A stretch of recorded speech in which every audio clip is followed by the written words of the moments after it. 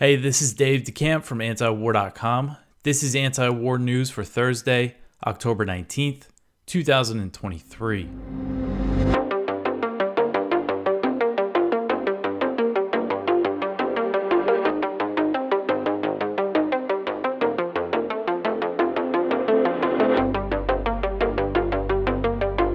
All right, the first story at the top of antiwar.com today: Biden backs Netanyahu's plans to invade Gaza. So President Biden was in Israel on Wednesday for a brief visit, and the Times of London reported that privately President Biden expressed backing for a ground invasion of Gaza during talks with Netanyahu. The report said that Biden told Netanyahu that he remained fully in support of Israel's plan to launch a ground incursion to eliminate Hamas, despite all the outrage over the bombing of the Ali Arab hospital in Gaza City that Israel is blaming on an errant Palestinian Islamic Jihad rocket, and the U.S. is now backing Israel's side of the story. We'll get more into that in another article here. And Palestinian officials are still insisting it was an Israeli airstrike. So according to a report from Axios on the talks between Biden and Netanyahu, the primary message that Israeli officials expressed to President Biden was that the war in Gaza will take time and test U.S. support for Israel. So over 3,000 Palestinians have already been killed in Israel's onslaught of Gaza. The number is around 3,500 right now. And over 1,000 children, according to Gaza's health ministry. And that's since October 7th, so not very long, and already that many people are dead. So you have to imagine a ground invasion is going to incur huge casualties, huge civilian casualties as well. So an Israeli ground invasion of Gaza appeared imminent towards the end of last week. It's kind of seemed imminent right after the Hamas attack, but it never came. It still hasn't happened. And there's reports that I covered that said Israel is worried about Hezbollah opening up a second front in the north. And this is a big concern for escalation. From our standpoint, the U.S. directly entering this thing, say Hezbollah launched a significant attack because there's still this fire going on the border. Hezbollah launched some strikes into Israel on Wednesday. Israel launched more into Lebanon. But that's what it has stayed at, kind of a volley of rocket fire, no major attacks. If there's a major Hezbollah attack, it seems like the U.S. is going to directly intervene. And then who knows what this thing could turn into. So that Axios report said that while Biden was in Israel, he expressed concern to Netanyahu that Hezbollah might join the war. So that's something that the U.S. is worried about, and they've been discussing a potential military response directly against Hezbollah. So again, this is something we really need to keep an eye on, is this risk of escalation. And I think something we need to oppose is the U.S. directly entering this thing. All right, so the next one here, Netanyahu says Biden pledged to help continue the war on Gaza. So this story is kind of similar, but this is what Netanyahu and Biden were saying publicly during and after the talks. So after meeting with President Biden on Wednesday, Israeli Prime Minister Benjamin Netanyahu said that he secured a pledge that the U.S. would help Israel continue its bombardment of Gaza.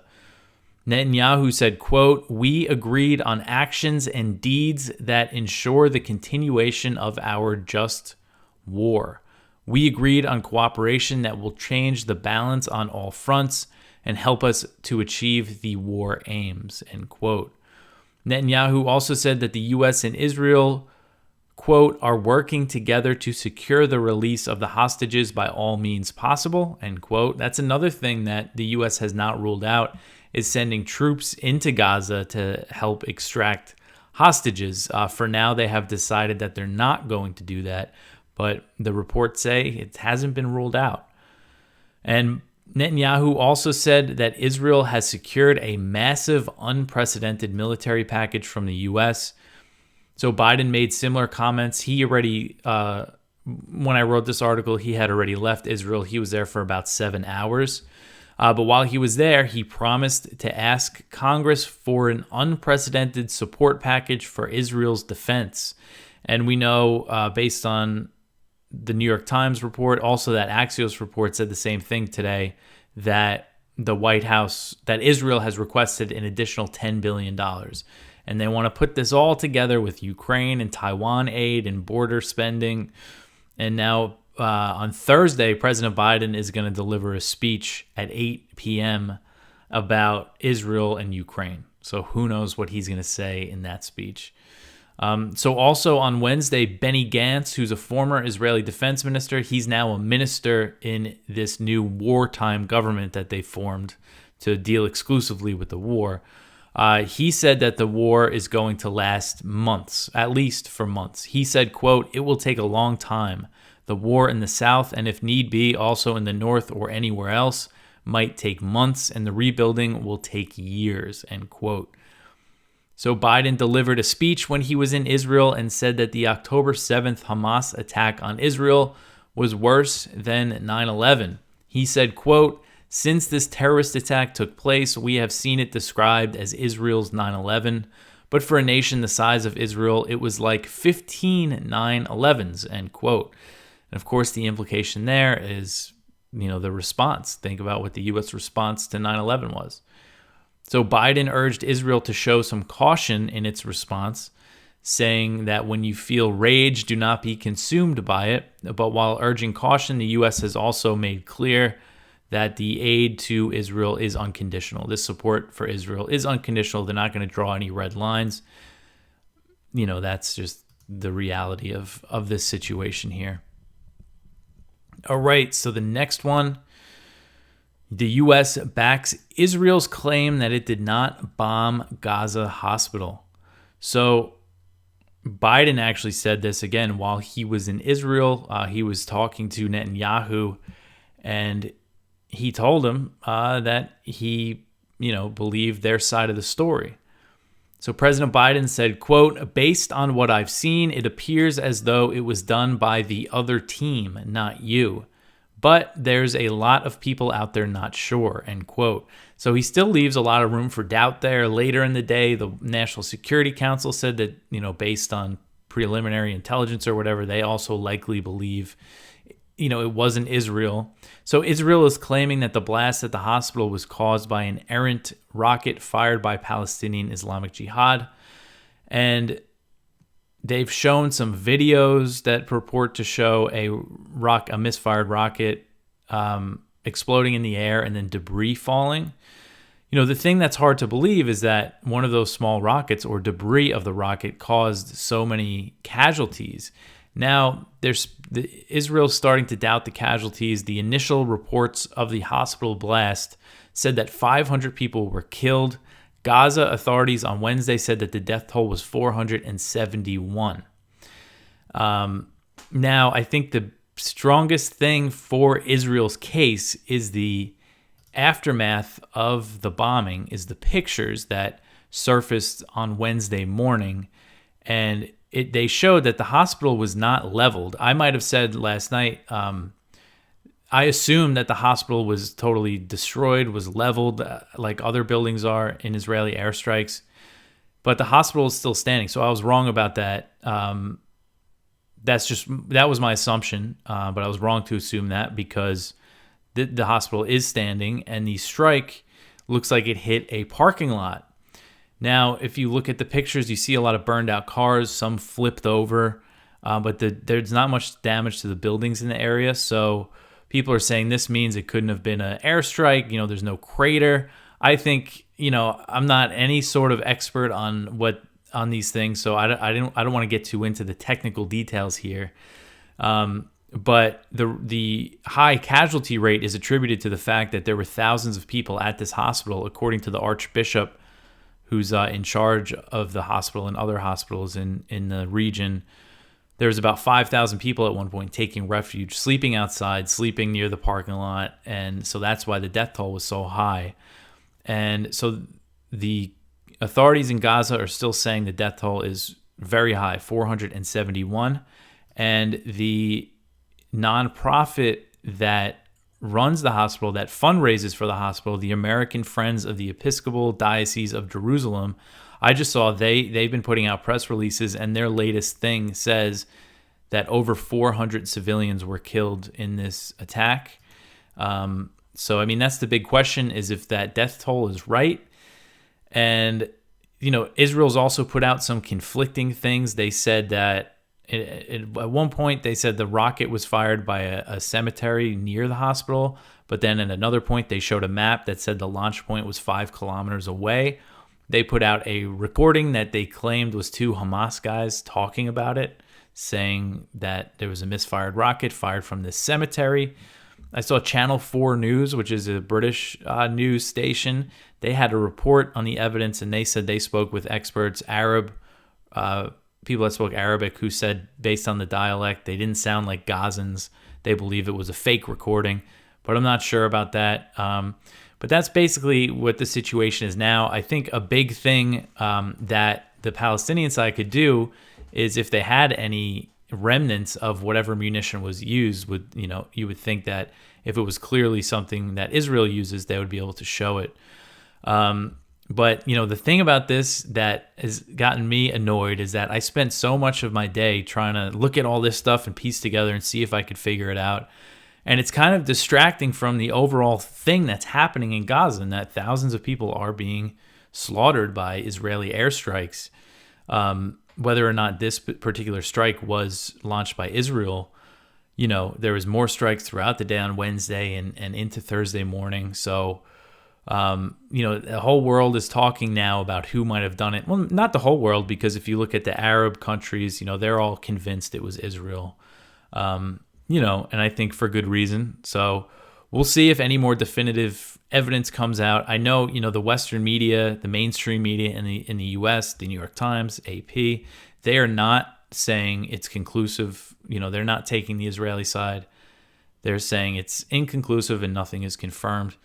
One thing that bolsters the Palestinian side's case is the fact that this hospital was attacked a few days before by what the hospital owners said was an Israeli rocket attack. The New York Times said that they verified videos posted in the aftermath of this October 14th attack, and that the video showed artillery shells that are fired from howitzers that these Palestinian groups don't have. So and Israel does fire lots of artillery into Gaza as well as the airstrikes. So it looks like it was attacked by Israel on Saturday. And the Archbishop, who's the head of the Episcopal Church in Jerusalem in the Middle East, which runs the hospital, said that hospital managers were warned by Israel 3 times since Saturday to evacuate. Now, the Israeli military actually admitted that they were telling them to evacuate the hospital. So that's kind of big. But they're claiming, it's just part of our overall strategy to evacuate North Gaza. The hospital was never a target. But then at the same time, it was a target on Saturday. So anyway, let me know what you guys think. Again, there's a lot of people talking about the blast zone, what it looks like in that parking lot. And it's just a rabbit hole I can't really go into because I'm no expert on anything like that. But let me know what you think. All right, to get into the next story here, we have live updates from Middle East Eye posted on the Gaza situation, just to keep everybody updated. If you check the page, sorry if you're watching the video, everything's running really slow for me for some reason. So the latest thing, more violence in the West Bank. Israeli forces shoot dead a 21-year-old Palestinian. Oh, this is interesting. A senior State Department official resigns over Biden's approach to Gaza. So Josh Paul, who's a U.S. State Department official in the Political Military Affairs Bureau, has issued his resignation on Wednesday evening, citing the Biden administration's approach to the Israel-Palestine conflict. He said in a letter, quote, "Let me be clear, Hamas's attack on Israel was not just a monstrosity.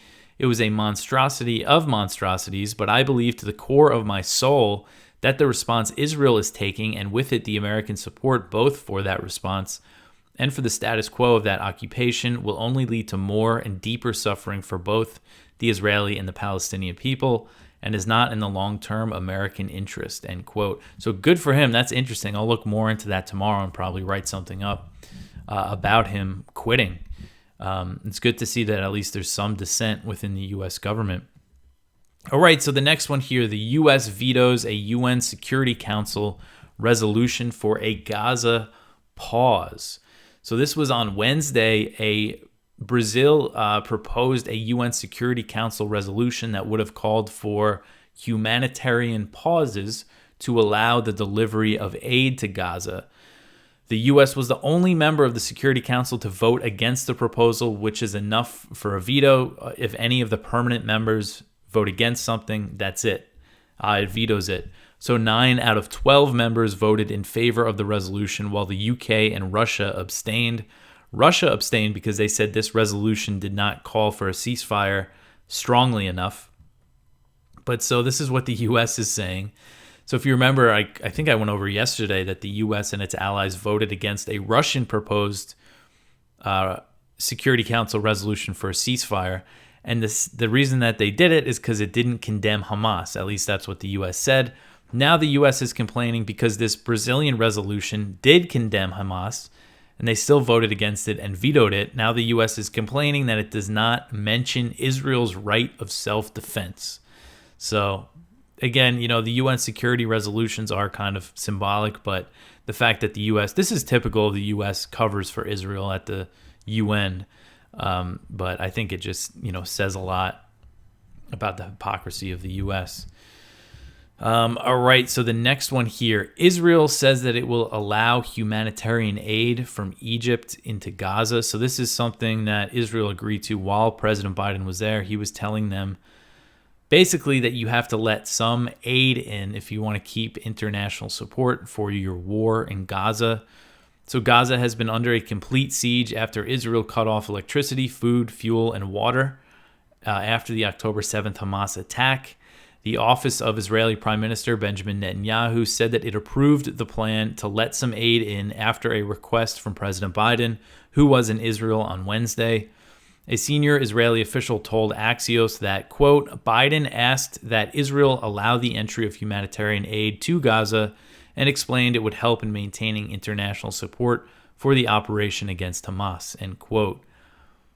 So according to AP, Egypt actually needs to repair the roads across the border in Gaza that were damaged by Israeli airstrikes before any deliveries can happen. So that shows just how close to the border crossing Israel was bombing. And Biden said that an initial group of 20 aid trucks will be let in, with which, 20 trucks when you're talking about Gaza, which is populated by 2.3 million people. I mean, how much is that going to help, really? They really just need to lift this blockade but that is going to start moving on Friday at the earliest, according to U.S. officials. So we'll see if Israel does keep its word on this. I wouldn't be surprised if they didn't. But in the meantime, Gazans are drinking contaminated water, and many families have cut their food consumption to 1 meal per day, leading to the UN warning about the risk of malnutrition and starvation. So it's just a really bad situation for the people on the ground there. All right, the next one here. Jewish groups lead Capitol protest calling for a Gaza ceasefire. So this is interesting. You might have heard about protesters at the U.S. Capitol on Wednesday.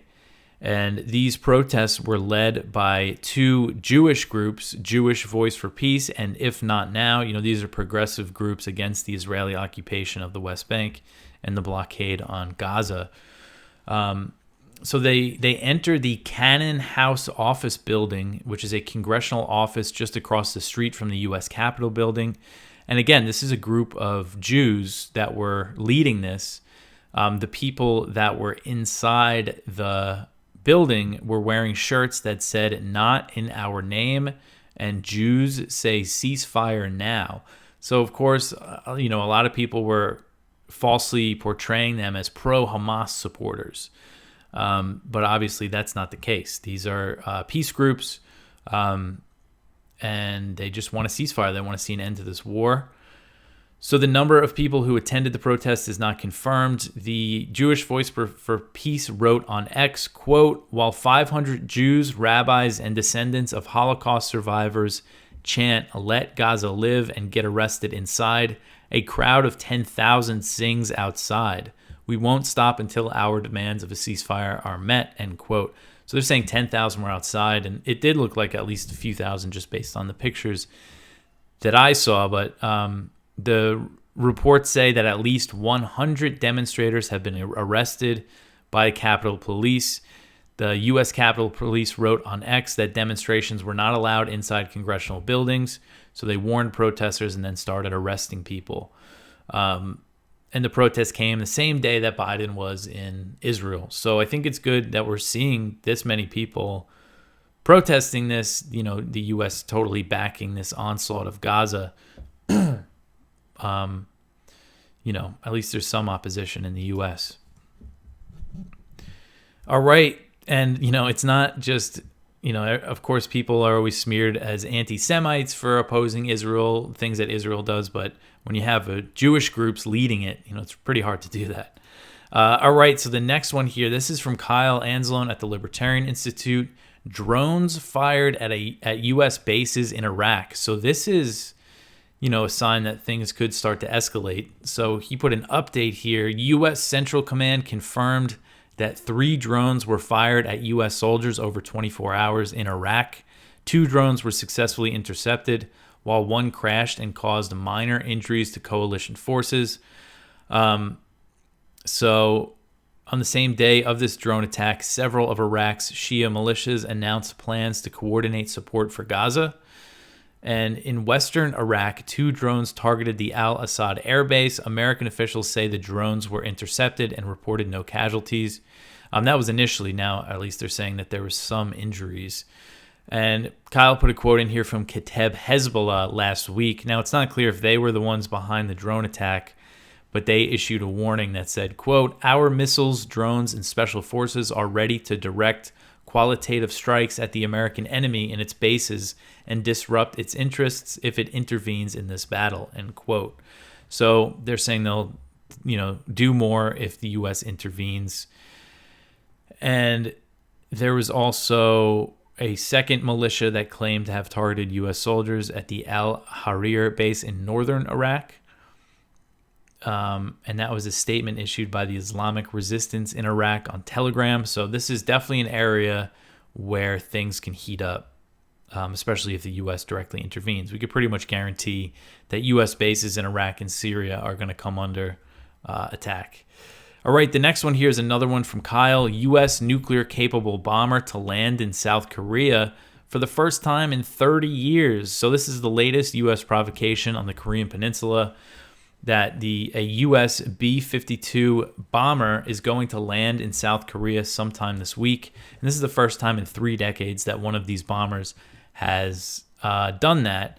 And this comes amid, tensions. It's just an area people haven't been paying attention to much in general. And now with this Gaza thing, even more so. But tensions continue to rise on the Korean Peninsula. And this is the U.S. strategy, is to just deploy big weapons, bombers, nuclear armed submarines, as Biden did recently. An aircraft carrier just docked there. It's just provocation after provocation. And it's about North Korea, but it's also about flexing muscle near China. That's definitely a big part of the strategy. All right, the next one here, the U.S. secures a Marshall Islands military deal. So this article is from the South China Morning Post. So recently I covered the U.S. has these compact of free association agreements with the Marshall Islands, with Micronesia and Palau. These are all Pacific Island nations. And they were expiring this year. The U.S. successfully negotiated extensions with Palau and Micronesia, but the one with the Marshall Islands lapsed for a few weeks. But now it looks like they have clinched a deal. The big issue was the Marshall Islands wanted more compensation for the nuclear testing that the U.S. did in the 40s and 50s and destroyed their beautiful islands, and knew that certain areas were full of radiation and let people go back and live there anyway. Really horrific stuff. But under this deal, the U.S. is giving the Marshall Islands $2.3 billion over 20 years. And I think the big sticking point was they were willing to give the money, but they didn't want to say it was for nuclear cleanup, because there was some lawsuit that was settled a few decades ago for not nearly enough money to clean up. But Anyway, so the big thing about these deals with the Marshall Islands, Palau, and Micronesia is that the U.S. gives them aid. The people that live there are able to travel to the U.S. There's other arrangements like that. And in return, the U.S. has military access. And the U.S. says that they can deny other nations from entering their territory. So the U.S. viewed this as very key to the strategy against China in the region. They didn't want to lose these, these islands where they could control, that they can control. And it's a pretty huge swath of the Pacific Ocean that makes up these three nations, which are, archipelago nations. All right, so the last one here is a poll from AP Norc, and it says that the majority of Americans say the Afghan war was not worth it. So this isn't really a surprising poll, considering how things have gone, how the withdrawal went and everything. But it says that 2/3 say the American war in Afghanistan was not worth fighting, and most say the U.S. was unsuccessful in our foreign policy goals in Afghanistan. Only 22% say the U.S. was successful during the war in improving opportunities for Afghan women. 74% still view advancing the rights of Afghan women as an important policy goal. Less than a quarter say the U.S. was successful in achieving their other foreign policy goals, such as helping develop a functional Afghan government. Obviously, they didn't do that. Only 16% of people said that they did. 41% view Afghanistan as an enemy, and another 42% says it is unfriendly, while only 14% say it is an ally or a friendly nation. But definitely the interesting point here is that they do not, the majority, 2/3 of Americans think that the Afghan war was not worth fighting. All right, so that is it for the news for today. Please go check out our viewpoints. We have one from William J. Astore, 6,000 bombs in 6 days, and that's referring to the bombs Israel dropped on Gaza. The Gathering Storm of Rage by Andrew P. Napolitano, Judge Nat. One from Greg Mitchell, As New Nuclear Dangers Emerge, a look back at the Cuban Missile Crisis. One from Kim Robinson, Rage and the Meme Effect. One from James W. Carden, Do We Really Need Another Special Relationship? But that is everything from me. You could always support us by sharing the show, liking, subscribing on YouTube or wherever you prefer to watch. Tell your friends about antiwar.com. Follow us on Twitter and all that. I'll be back tomorrow. One more show for the week. Yeah, that's right. All right, I'll talk to you tomorrow. Thanks for listening.